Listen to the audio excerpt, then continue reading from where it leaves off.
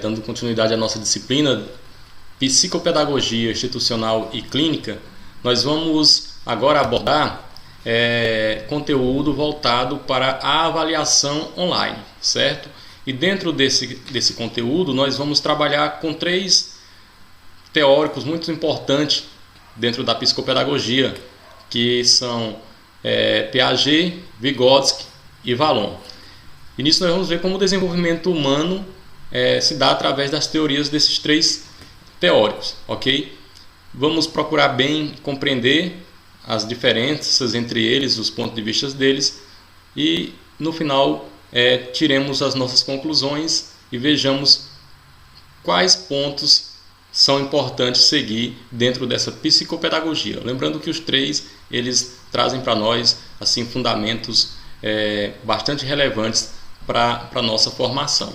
Piaget coloca que, na visão de Piaget, o conhecimento é uma interação que o sujeito vai desenvolvendo no processo de sua ação sobre o mundo, sobre o objeto, sobre o ambiente. O ser humano não nasce inteligente, mas também não é totalmente dependente da força do meio. Pelo contrário, interage com o meio ambiente, respondendo aos estímulos externos, analisando, organizando e construindo seu conhecimento a partir do erro.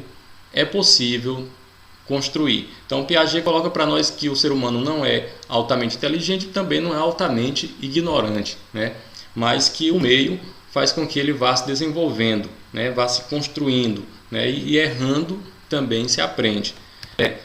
O desenvolvimento, segundo Piaget, se dá através da assimilação, que é o que? A incorporação de elementos do meio à estrutura do sujeito, da acomodação, resultado das modificações sofridas pelas estruturas do organismo para que o sujeito possa compreender as informações novas. Se dá também por meio do desequilíbrio que ocorre na trajetória de vida de uma pessoa para a aprendizagem, sendo a aprendizagem uma consequência do desequilíbrio. Cabe ao professor criar situações nas salas de aula que colocam a criança diante dos novos desafios que originam o desequilíbrio, fazendo com que a criança busque maneiras do equilíbrio que decorre do processo de assimilação ou acomodação no novo conhecimento. Nós podemos ver que as teorias, os pontos que Piaget coloca, eles vão se interagindo para que a criança vá se desenvolvendo, né? Então, na equilibração, que é o processo dinâmico que exige que o sujeito esteja em constante atividade, é propriedade intrínseca e construtiva na vida orgânica e mental que resulta na aprendizagem.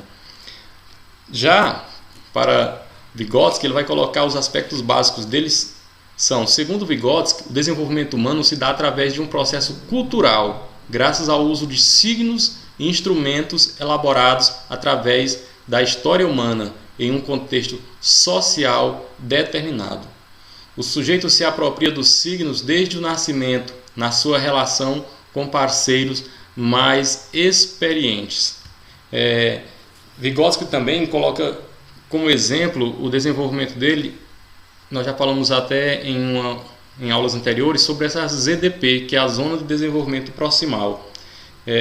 Refere-se à distância entre o nível de desenvolvimento atual do indivíduo, aquilo que ele já possui como conhecimento, sua capacidade de apresentar uma ação independente de pistas externas, compreendendo, portanto, funções já amadurecidas e a capacidade de responder orientado por indicações externas a ele, coisas novas, aquilo que chega até ele, baseada em funções em processo de amadurecimento.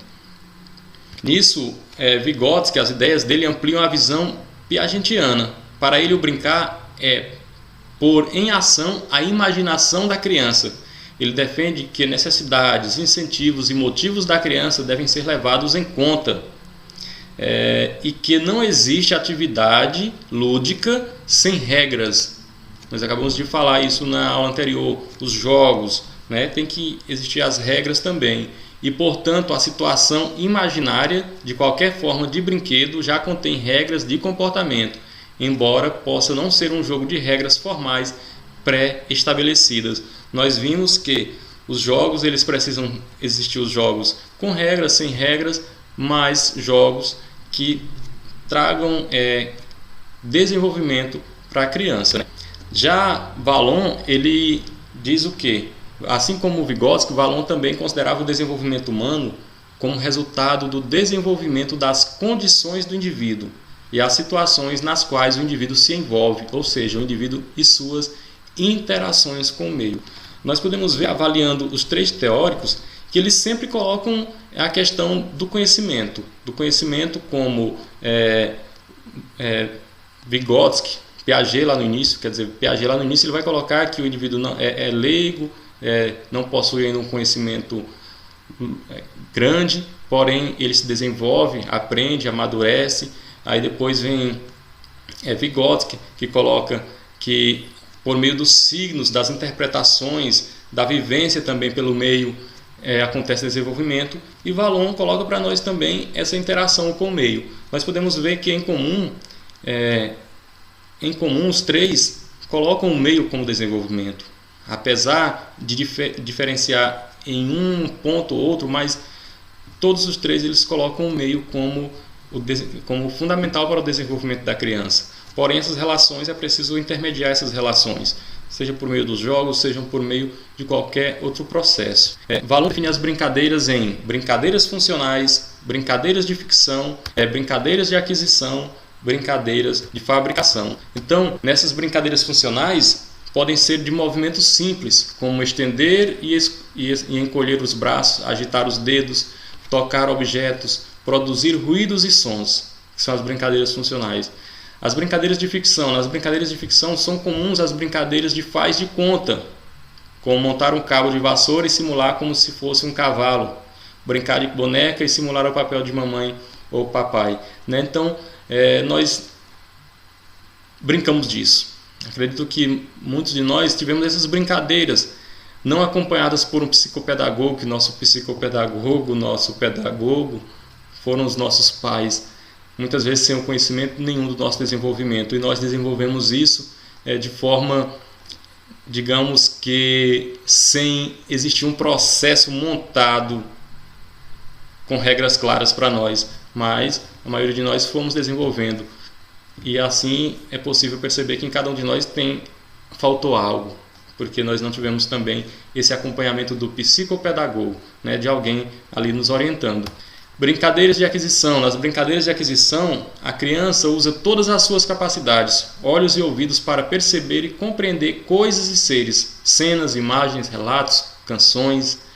Nas brincadeiras de fabricação. Nas brincadeiras de fabricação, juntam, combinam entre si, modificam, transformam e constroem. Então, dentro desse desenvolvimento de Vallon, esses 4 pontos são muito importantes e são vivenciados e foram vivenciados por cada um de nós.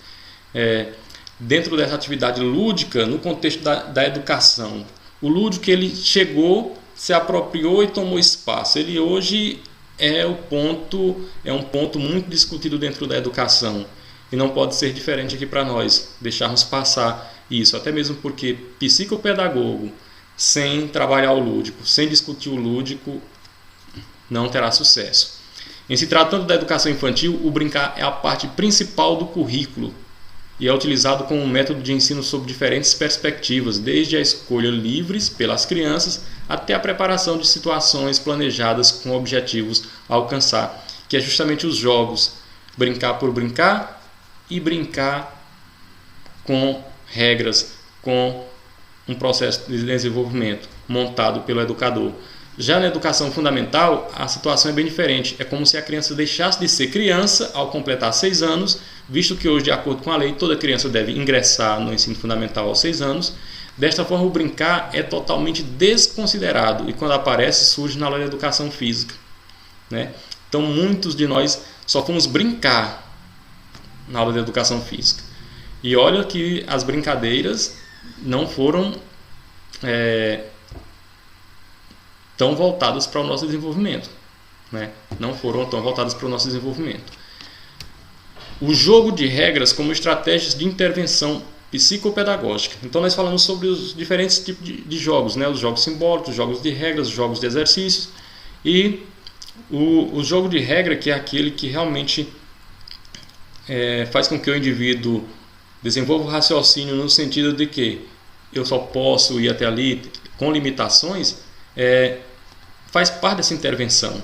A intervenção psicopedagógica é de grande importância nas dificuldades de aprendizagem. O objeto desta intervenção é a promoção da aprendizagem individual de cada sujeito, tornando-o capaz de lidar com as dificuldades de ser autor e construtor de sua própria história, na busca de conhecimento, a fim de fazer parte da sociedade, obtendo êxito em todos os aspectos de sua existência, cognitivo, afetivo e social. As principais dificuldades de aprendizagem que a gente costuma encontrar no nosso dia a dia, na escola, no nosso trabalho, na sociedade: dislexia, desortografia, descalculia, disgrafia e TDA, né? Então, na dislexia, o que é a dislexia? Um distúrbio na área da leitura, escrita e soletração, por causa hereditária, com alterações genéticas e alteração e no padrão neurológico. Então, para isso, nós, como psicopedagogo, fica a curiosidade de como trabalhar isso, o que buscar para trabalhar isso, quais jogos nós temos que ter, né? Quais jogos nós vamos buscar para desenvolver a dislexia, que é um problema grave e constante nas nossas escolas, né? Principalmente essa parte de leitura e escrita. A desortografia, a presença de aglutinações, omissões, contaminações e alterações nas palavras, que gera desorganização na estrutura das frases e sentenças. A descalculia, a dificuldade na realização de cálculos matemáticos, também muito presente. Então nós temos que, fica para nós, como psicopedagogos, essa missão de procurar pesquisar os jogos, os meios que podemos estar resolvendo tais dificuldades. A disgrafia, a dificuldade na linguagem escrita, como escrita em espelho, inversão de sílabas, omissão de letras. E o transtorno do déficit de atenção, com ou sem hiperatividade, que é um frequente estado de desatenção e, quando junta com a hiperatividade, apresenta impulsividade e excesso de atividade motora. Então, o psicopedagogo ele vai trabalhar em cima principalmente dessas dificuldades. Essas são as que mais aparecem, são as que são mais procuradas pelos pais, pelas escolas, para que sejam sanados tais problemas, certo? E isso, a resolução disso, o diagnóstico disso, no sentido, o remédio para isso, estão nos jogos, no lúdico, estão nos jogos.